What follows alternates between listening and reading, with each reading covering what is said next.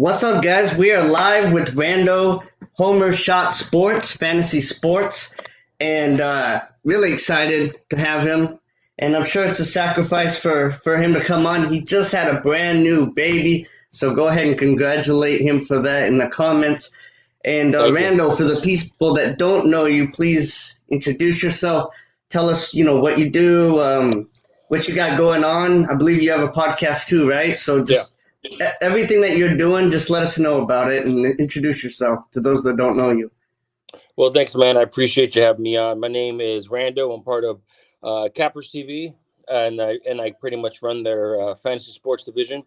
I got a podcast called the Homer Shot Fantasy Sports Podcast, and got Instagram too, Homer Shot Fantasy Sports. This has always been a passion of mine, just sports in general, but definitely over the last 20 years, 15, 20 years, when fantasy sports gotten popular, it's been a big part of what I do. So I just love being able to connect with, people like you and people on the Instagram and Facebook world and just talk sports and give my advice, talk about all the mistakes I've done, but also all the good things I've done and hopefully help somebody out with their fantasy league.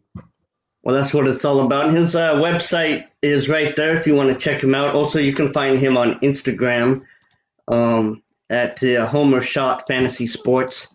So, so hey, the good news is I'm in a league with you, as you know, this year. You invited me to it. So you and Cappers TV, and I finally got back. I finally got logged back into it this morning. I got logged out and I couldn't get back in. Well, I finally got back in, so good. I was happy about that. But so everybody, well, let's talk about beginners first, and then we'll go on to some advanced stuff. What would you suggest for a beginner player? Maybe a spouse that wants to impress their significant other. They never played, or somebody that's never played fantasy football, or just someone with little experience. What would you suggest for them? Well, for a first timer, I would definitely suggest. I think one of the biggest mistakes first timers do is they just look at raw stats of a player and look at rankings and draft from there. But if you're a first time player and you're new and you want to impress your spouse or something like that, or not be a sacco, not be in last place, I would just do the same thing you would do when you're learning anything else, any type of discipline or anything else. Research, there's tons of great fantasy sports shows. I mean, there's podcasts. Hey, listen to mine, but there's big time podcasts like Yahoo Fantasy Sports Podcast. I love their podcast. The NFL Network, they always do they always do fantasy lives. Watch that stuff, research and learn from experts. Don't just go up there and draft off of raw stats and whoever had the most touchdowns last year or because then you're going to get caught in a hole. But just research and learn from experts. Right, those fantasy rankings that they give you when you do your draft, those things are trash, man. And the thing is, sometimes there's retired players in there too. Well, no, that's true. And then each ranking sometimes is different. So, like some rankings won't be updated, and will have Gronkowski ranked as if he was retired, and he won't be up there, or there's some of the rankings are and it's all subjective to the platform is using. So Yahoo has their rankings, ESPN, CBS Sports, they all have their rankings, and for the most part it's kind of the same, but then there are some big differences too. So I would just say just research and just learn from experts, and then go from there. Yeah, no, I mean, you make a good point. I mean, I think that's one thing we can all do, and anything that we do is, if we're learning something, is, put the time in and do some research. If you want to be good at anything in life, don't just jump into something and do it. If you're going to do it, do a little research. So what kind of leagues do you like? Do you like the PPR leagues? Do you like the standard leagues? What kind of leagues are I your got to go favorite? PPR. Yeah, I haven't done a non PPR league in a long time. I think the non PPR leagues, which for the most part I believe are standard on a lot of platforms, it just it just takes some of the fun out of it. I mean, just look at Michael Thomas in a PPR league. Michael Thomas is a clear cut number one, but in a non PPR league, it's pretty hard to pick a clear cut number one because you're going off of wide receiving yards and touchdowns. So Right. definitely PPR league. I like a half point PPR league because sometimes a full point can get a little bit too crazy. And then it adds value to certain running backs that typically wouldn't have a higher value. Running backs that could catch the ball. Christian McCaffrey is a clear cut number one running back because he can catch the ball. So those receptions are big for him. So definitely I'm pro PPR. And for the most part, there are some type of leagues that I like that are kind of unique, and how I made the Capper CB league. I love leagues that you could start two quarterbacks or have the option to start two quarterbacks, because it adds more fun to the league.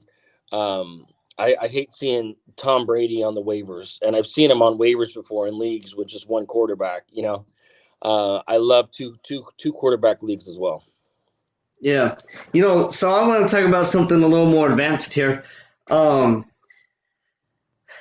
One thing I find that people do that causes them to lose, or maybe not lose, but maybe not rank high enough, or maybe not make the playoffs, uh, is they won't do trades. What's your opinion? What do you think about trades, trading players during the season?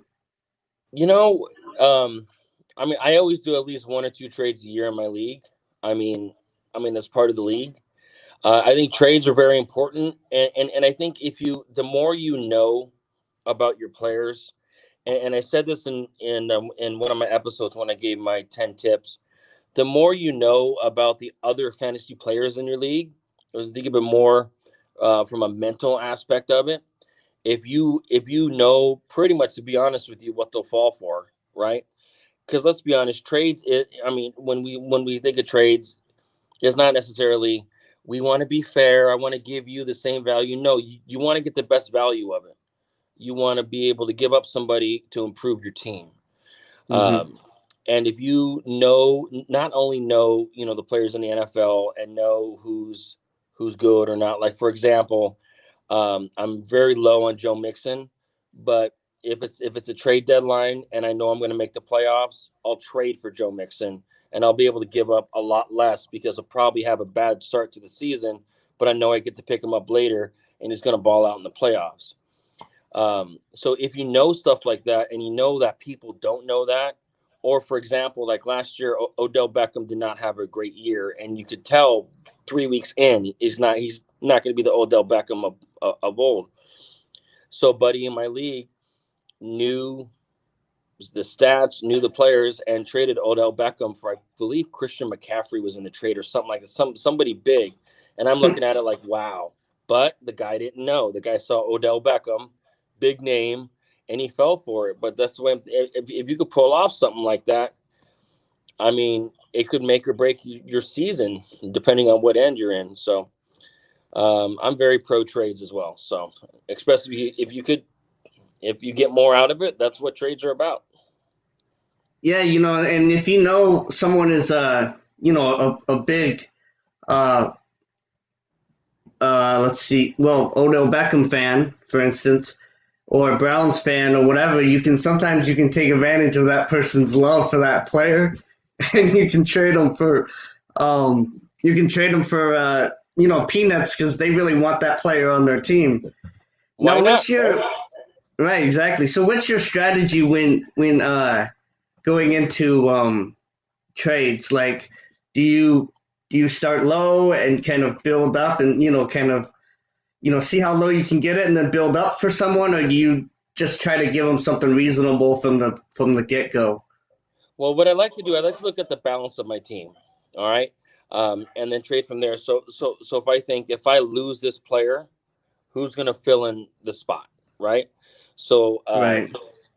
I mean, if I got low depth at a position, I'm obviously not going to trade that person. But and even in some trades where it'll benefit both, let's say I got let's say I got 4 stud wide receivers, right? And Mm-hmm. one of them, unless one of them in a 2 wide receiver league is going to be on the bench all the time. So why not trade one of them, even one of my top receivers, if I know I got great receivers to fill up those positions?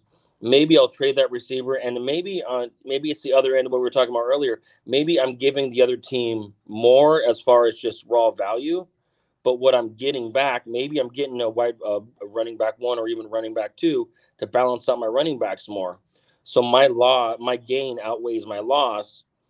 So you kind of look at it that way. It's like, do you have the ability to give up a good player and maybe not get just the same raw value, just as far as numbers and rankings? But if you think about it, I'm making another position more powerful on my team, and I'm not giving up a lot from a certain position. So I try to think of it that way too. And then if you're looking at the trade on one end, you may be thinking like, oh, Rando, you're giving up too much. If you're just looking at the raw value of it, I'm giving up more. But at the same time, when you look at my team and my positions, I'm actually making myself better. So I like to think about Right. that when I'm making trades. Again, not just raw value, not just this person trading for this person. You got to look at your whole team and see how it balances out. Right. Like there are times where I'm 100% willing, like to trade two guys who total like total way more points than the guy I'm getting, right? But I don't need those two guys necessarily. I need this guy much more. So what's your thoughts? One tier of people that I always have trouble trading with is the low tier, the guys that auto drafted or they're just what for whatever reason they drafted bad, somebody broke an ankle the first week or whatever reason, and I have a hard time trading with those people even when I give them significant value to upgrade their roster. They won't give me someone because they think, oh, well, if I give him this running back, then he might win the league or something. It's like this weird paradigm where Mm-hmm. they want to hold back. They just want to continue to suck, even though you explain to them like this is going to help you and possibly get you into the playoffs, and then you never know what's going to happen. So, how would you convince people that are the lowest part of the league to just go ahead and make a trade like that? That they Well, still have a shot, you know what I mean? if you think about it, let's just be real. They're the lowest part of they're lowest in the league for a reason, right? Right. They didn't draft well. They didn't take the tips from fantasy experts. They probably just saw raw numbers and probably picked best on the board at the time. So that's kind of who you're dealing with. So you're dealing with probably a dense fantasy football player or fantasy football manager, right? That doesn't know a lot or anything like that. Like, oh, I still have this person on my team. I still have AJ Green on my team. He's a big name, but he's not doing well this year. But I'm not going to give him up because I know who AJ Green is, right? Right. And I think that's where you get a lot of these bad fantasy players is they're going off of name recognition, and it's like chasing a stock that has been going down. You think like, oh, it has to bounce back up, but if you don't really know what's going on with somebody like AJ Green or like a player like that just keeps going down, you're just going to hold on to them. So a person like that, there's no perfect way to trade with a person like that. But if you happen to have a fancy name on your team, like an Odell Beckham or an AJ Green, or just think about a name that most people know that maybe is not performing, Yeah. or if you're in a one quarterback league and you got a backup quarterback, Aaron Rodgers is your backup quarterback. Let's say you got Deshaun Watson and Aaron Rodgers, right? You could give up one of those guys, for one of the guys. Maybe that fantasy player is going to think like, oh, Aaron Rodgers, I know that name. That's a popular guy. Let me take that trade. So you kind of maybe got to be a little bit more creative. But just when it comes to players like that, they're at the bottom for a reason. But those kind of players always end up getting desperate. Wait for them to Mm-hmm. get desperate too, because they will. Towards the end, where you know they're about to be eliminated. They need to go on a winning streak. You'll never know what they might want to do in a desperate situation. Yeah, for sure. Why don't you talk about the importance of the waiver wire for people? Yeah, that's something that'll make or break your season. I usually stay up till midnight on Tuesday nights waiting for that waiver wire to go through. I think the biggest mistake you can make is trying to waste a waiver priority on the sexy pickup for the week, because they're always going to be like, especially the second or third week, you're going to have a running back or wide receiver just pop off in the first couple of games. But no matter what kind of waiver rules you have, you are risking. Oh, If you pick one person, you're giving up your waiver priority, or if in an auction you're giving up money for it. So I wouldn't just say go for the sexy pick, because you got to know other people are doing it too. Just be strategic when you pick up off the waiver wires. If you know you're 10th in the waiver pickup that week, you're most likely not going to get the stud. So maybe look at the next tier down, and then also look at the future. Who are these players going to be playing in the future? Are they weak defenses? Are there teams that are beneficial or to that position? So also look in the future too when you're picking up these waivers as well. what's your thoughts on holding on to a player like that? Might be injured for 8 weeks, but then he can help you, win in the playoffs or something. That screwed me over so many times. It screwed me over with Melvin Gordon. I think that was last year. It's hard not to hold on to that player, and I think especially this year with everything going on, I'm more likely to not hold on to somebody who's either holding out, injured, or something. A year like this, I'm probably not going to mess with that. But I've done it before, and it usually never ends up benefiting me. So I'm gonna stay away from that, especially this year with the crazy type of year we're gonna have this year. Oddly enough, I find that when I was at the bottom of the league or something, and somebody did drop a guy like that was injured for a long time, and I had trash on my bench, and I picked him up. So it hasn't helped me end up winning the league or whatever, because they weren't willing to just sit on the person. But like you say, I've had it bite me in the butt, and I've had both ways, really. I mean, if you got the roster spot, why not? Yeah. If it's not going to make a difference, why not? But if you need that roster spot for anything else, I wouldn't hold on. Yeah, that's good advice for sure. What's your thought on drafting rookies? Do you draft them early? Do you? This year, I am. I said it on my podcast. Although in one of my leagues, I ended up getting Judy just because he just fell towards the end of the draft. I'm really iffy about rookies this year because they don't get the off season that they're supposed to. They don't get the preseason games, and those games are so important for rookies. Especially quarterbacks and running backs, you need to be able to. The quarterback's got to read the defense. The running back's got to learn how to read the line, how to learn his timing. There's some stud rookies out right now, especially in quarterbacks, wide receivers, and running backs. There's some great rookies coming out. In a normal season, I'd say reach for somebody like J.K. Dobbins or Swift or Judy or something like that. Like normally, I'd say go for it. But with this type of season, it hurts rookies, especially those super talented ones. And I'm really, really worried about picking up rookies right now. I'm going to be very, very cautious about it because of their preparation. Like you're saying, like Tua's looking good right now, but put him in a live defense. You put him against a live defense opening week. It's going to be completely different. And I'm just not risking rookies this year. Well, in Tua's case, he won't. He'll have some time to prep, right? Because he won't play the first couple weeks, right? Yes, but you're hearing there's a medical issue with Ryan Fitzpatrick. They're not saying what it is. It's not COVID related or anything. But there's an issue with Ryan Fitzpatrick, but the Dolphins are being really hush about it. So he that's may end breaking up news to getting, me. yeah, I gotta research that a little bit more. I heard it a couple days ago, so I gotta research that again. But there's been some sort of medical issue with Fitzpatrick. Okay. All right. Well, let me ask you about a few players here and see what you think. I guess we could start with Tua. What do you think about Tua?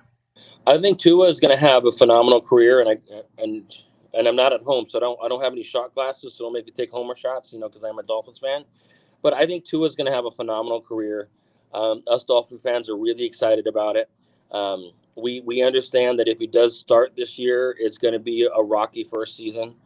But he's just so talented. The throws that he can make. We're really excited about the future of Tua. I think he's going to end up being a top 5 quarterback within the next 3 or 4 years, as long as he can stay healthy. If that dude stays healthy, you're going to see. He's one of the most talented quarterbacks to come out of college in recent memory. I mean, if you think about it, it's just he has to stay healthy. I don't want him to turn into RG3. Right. What do you think about Joe Burrow's fantasy status this year? I heard he's looking good in practice too. You know what? I see this year I probably would go for Burrow as a backup, just because Burrow has that perfect opportunity for like a lot of yards and touchdowns as a rookie, because they want to get him as much experience as possible. He's going to throw the ball a lot. He's going to have a lot of freedom. I actually wouldn't mind. I wouldn't start him, but having him as a backup just in case. I mean, you never know. He could have games where he has 300 yards, 3 touchdowns, and 5 interceptions. But hey, that's a fun fantasy stat. So he's going to be one of the rookies I really want to watch this year. It'll be fun to watch him over there. What do you think about this duo, Kyler Murray and DeAndre Hopkins? How do you think that's going to work out? I think that is going to be the number 1 duo this year, even more so than Breeze and Thomas. I think the best thing to happen to Kyler Murray was DeAndre Hopkins. And I think that is going to be fun to watch. I'm going to watch some Cardinals games this year. I think Kyler Murray is the MVP candidate this year. I think having Hopkins is there couldn't have been a better wide receiver for the Cardinals to pick up than DeAndre Hopkins. He's going to be absolutely perfect for Kyler Murray, and that's going to be the number 1 duo this year. If you could go get Kyler Murray and Hopkins and have that 1-2 punch in fantasy, oh man, I tried to do that in one of my leagues and I couldn't get that done. But that's going to be great to watch this year. A lot of stats, a lot of yards, a lot of receptions. It's going to be fun. Well, of the rookie running backs, you didn't mention my top running back coming out of this draft this year. And curious to see what you think. He already looks good in camp, and that is Cam Akers for the Rams. What do you think about him? From the Rams, it's tough for me to say, because I mean the Rams almost murdered Gurley. I mean they ran him to the ground. They messed up his knees. I don't really trust the Rams play schemes with Akers. I think he's going to be talented. It's gonna be tough to see. I mean, I don't think the Rams are gonna have a great season this year, honestly. I think that division is just too strong right now. And I think with the Cardinals surprising people this year and possibly winning 9 games, I think the Rams are going to be the odd team out of that division, to be honest with you. So I think this is going to be a tough season for not Swift, Akers. Not at his own doing, but just how the game scheme is going to go. My top rookie running back has been J.K. Dobbins. I think Baltimore is perfect for him. I think Lamar Jackson is the perfect quarterback for him. I know they still have Ingram there, but I definitely think pre-COVID-19, I thought that J.K. Dobbins would be taken over within the second or third week as the top running back there. Now with everything happening, I don't know as much, because of how I feel about how the rookies got the raw end of the deal. But J.K. Dobbins is my favorite, and Jonathan Taylor too. I think that guy. I think Indy scored with him as well. So those are my top 2 rookie running backs. Okay. Okay.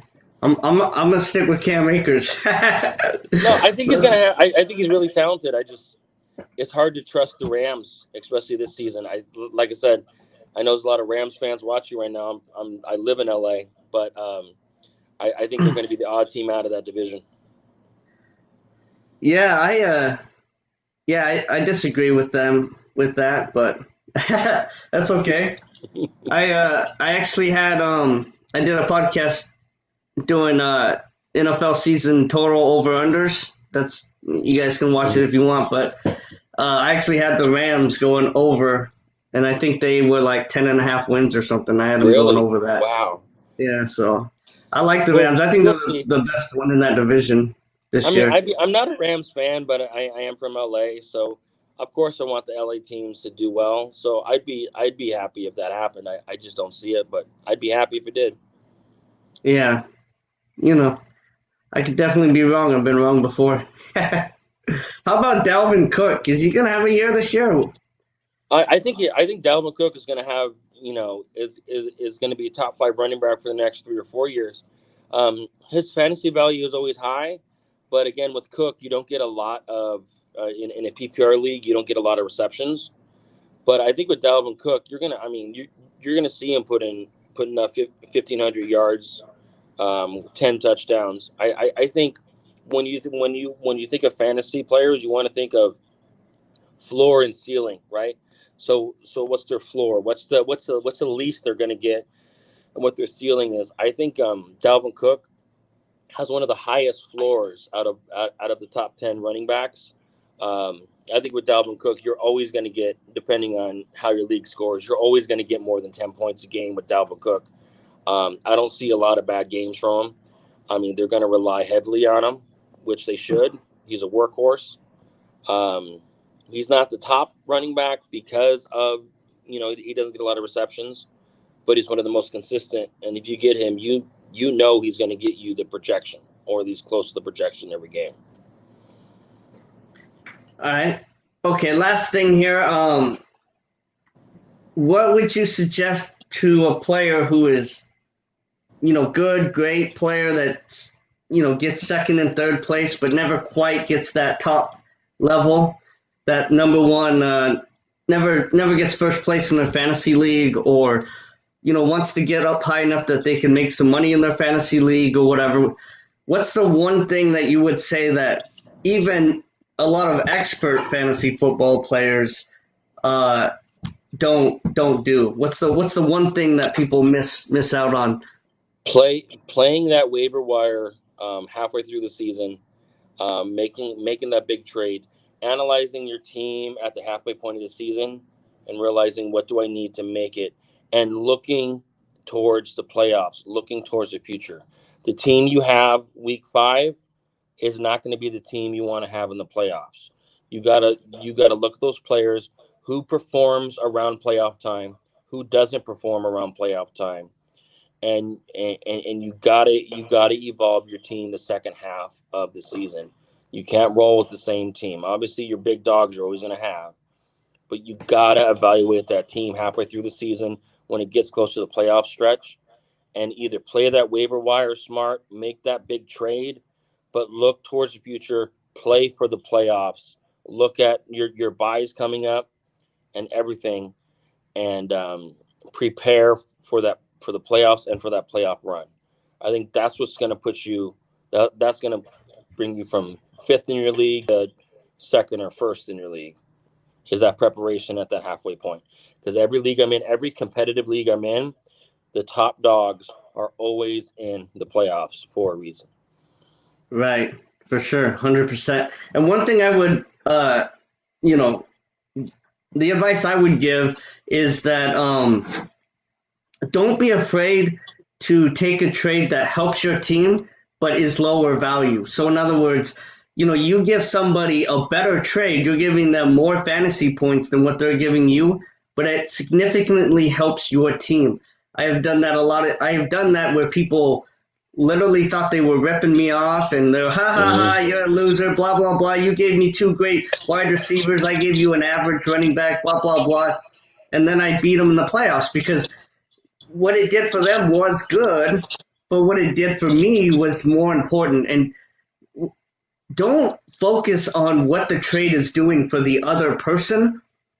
I mean, you want to a certain extent, right? You don't want to like give the number one guy an even stronger team or something. But so, I mean, yes, you want to look at that to an extent, but don't focus on what you're giving them. Focus on how it's improving your personal team. That would be my suggestion, is because, people are so afraid of a bad trade or getting ripped off. It's okay to get ripped off a little bit as long as it's improving your team to the point that you can compete. And then, and like I the was other saying, thing is, you don't never look know at what's raw going to numbers. happen when you trade. They could break their leg the next day, and you got a good trade. So Yeah. don't be so scared of trades and getting ripped off. That would be my advice. I'm sorry, I cut you off. No. I totally agree with you. I was just adding on to what you're saying, and don't look at just raw numbers. I say like raw numbers a lot in my podcast. Don't look at, oh, he has 7 touchdowns this year and this many yards. He is good. You got to look past those raw numbers.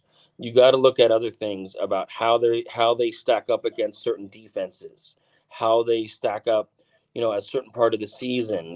What's going on. If the O line changed or something like that. You got to look deeper into what's Yeah. going on. That's not going to be right in your face with statistics. And that's just playing off of what you're saying. You got to.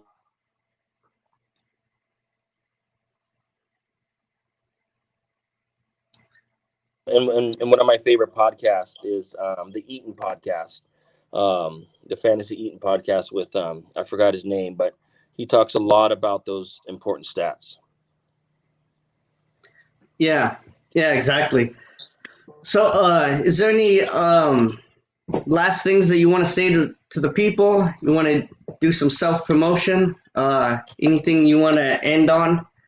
Oh yeah, thanks. If you follow me on Instagram, it's Homer Shot Fantasy Sports with little underscores in between all the words. So Homer underscore fantasy underscore Homer Shot Fantasy Sports with the underscores in between. Sorry, it's still early.